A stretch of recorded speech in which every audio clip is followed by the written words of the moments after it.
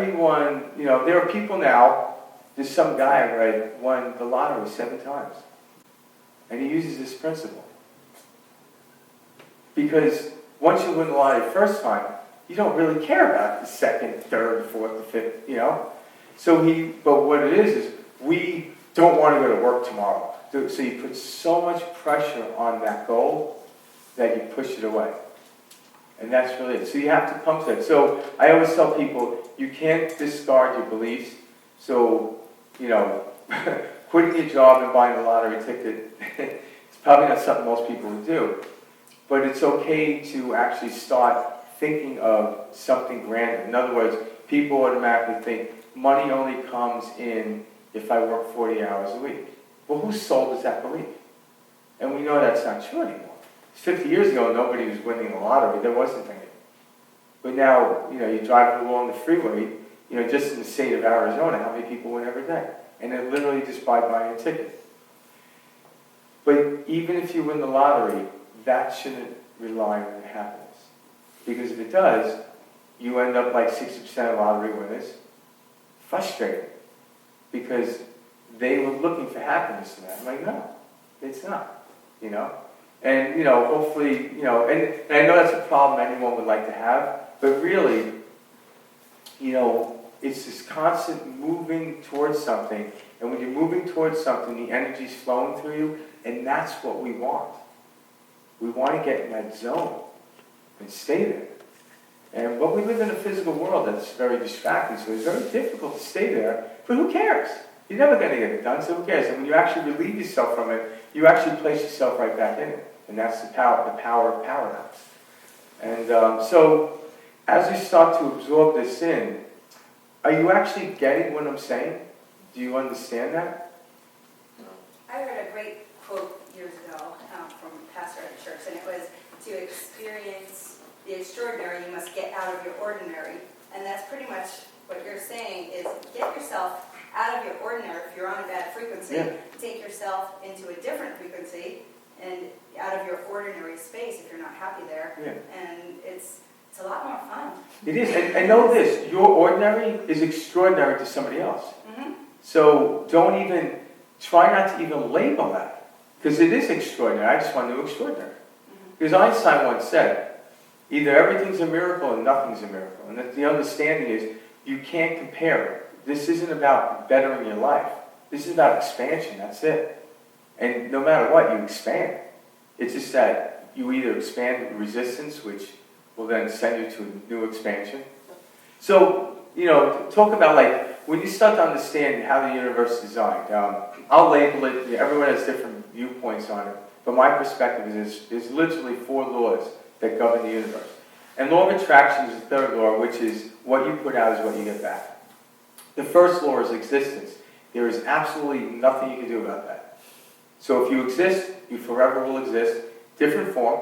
When I look at my high school picture, it's a different form. That actually cellular structure of the body is completely 100% gone. Every 7 years, we renew it. So that body actually died. But I transferred into another one.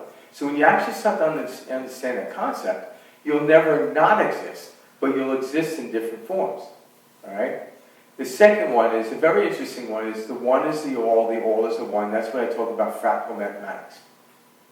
You have trillions of cells in your body. If you actually broke it away, it actually represents everything you have. Respiratory, digestive system has all these same systems in that little tiny cell. But when you put it together, it's like, I forgot what movie I was watching, like these little minions, when they got together, they were one big minion.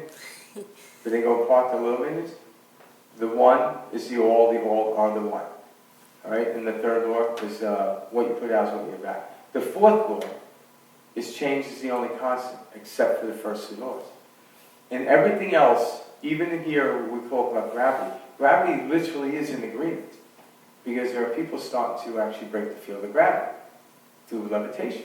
We're starting to see it. Scientists are levitating small things. And the reason being is they're able to change the frequency. But nonetheless, we didn't come here to break gravity. It's like going to a football game to play baseball. We didn't do that. So it's about knowing the rules and the laws here and then expanding, because there is something, and working within them. But know this, you are in control of your own frequency, your own happiness. And when you do, you are, and you shut everything out. Because it is about getting to a place where you no longer ask for advice. Because listen, if you ask for advice to me is like saying, calling up a buddy and saying, hey, can you send me directions to San Diego? And he sends it to me, and I look at it, I'm like, you're crazy. But what I don't realize is my buddy lives in New York. It's not going to help me out. We're always at a different viewpoint. I facilitate the people, like when you change your frequency, you will be your own advisor. Because if I give advice to somebody and I'm on a different frequency, I'm going to mess them up. I don't know what they're going through, but that's where my compassion comes from. There isn't any wrong. It's just, we just need to learn to get out of the way. And we typically get in our way because we're comparing ourselves to everyone else. If you're on a dance floor looking at another couple dancing, you're tripping. But if you're out there like you're the only one, you're dancing marvelous. And it is about just dancing. Everything in life is a flow, it's a rhythm. Like you're an artist, right? You do it in a rhythm. You know, music, it's a rhythm. And when you're actually in sync with the rhythm, the energy flows through you.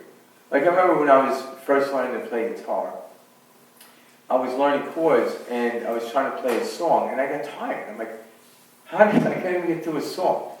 And I'm like, how does someone not just get through a song for a 2-hour concert? The reality was I wasn't in sync with the music, therefore it was a struggle. But once I learned it, I could play all day long. That energy will carry me, nothing will stop me. So it's literally about letting go of the resistance, which is fear. And, you know, all the indicators that are emotions. So if you're excited, keep going. If you're not, slow down and turn the car around. You know, sometimes you might have to, like if you're angry, don't try to flip around. Get to that place where you can settle down and distract yourself. Because all anger is I refuse to go to despair. Now, if someone's going from frustration to anger, you're going in the wrong direction. But if someone's going from despair to anger, they're moving in the right direction. So if you see someone go from despair to angry, just say, keep going. But if they're going from frustration to anger, you might want to distract them.